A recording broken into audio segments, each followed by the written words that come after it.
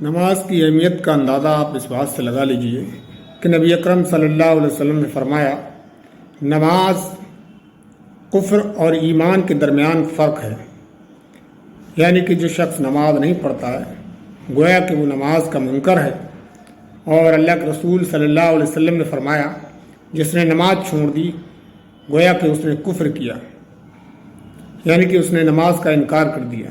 تو وہ شخص اللہ تعالیٰ کا نافرمان ہے جو نماز نہیں پڑھتا ہے۔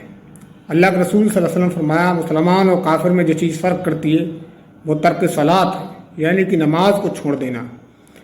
صحابہ کرام رضوان اللہ اجمعین اس شخص کو مسلمان نہیں سمجھتے تھے جو نماز نہیں پڑھتا تھا۔ ان کے نزدیک وہ شخص مسلمان ہوتا تھا جو نماز پابندی سے قائم کرتا تھا۔ تو نماز کی بڑا اہمیت ہے، نماز کو پابندی سے ادا کیجیے، اس کو پڑھیے، اس کو سمجھیے اور اس کے مطابق اپنے آپ کو ڈھالنے کی کوشش کیجیے۔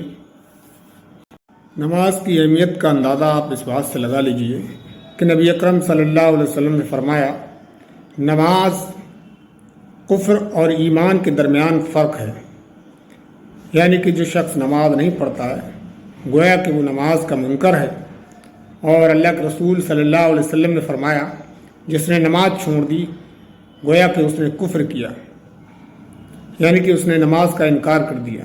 تو وہ شخص اللہ تعالیٰ کا نافرمان ہے جو نماز نہیں پڑھتا ہے۔ اللہ کے رسول صلی اللہ علیہ وسلم فرمایا، مسلمان اور کافر میں جو چیز فرق کرتی ہے وہ ترک صلاۃ ہے، یعنی کہ نماز کو چھوڑ دینا۔ صحابہ کرام رضوان اللہ اجمعین اس شخص کو مسلمان نہیں سمجھتے تھے جو نماز نہیں پڑھتا تھا۔ ان کے نزدیک وہ شخص مسلمان ہوتا تھا جو نماز پابندی سے قائم کرتا تھا۔ تو نماز کی بڑا اہمیت ہے، نماز کو پابندی سے ادا کیجیے، اس کو پڑھیے، اس کو سمجھیے اور اس کے مطابق اپنے آپ کو ڈھالنے کی کوشش کیجیے۔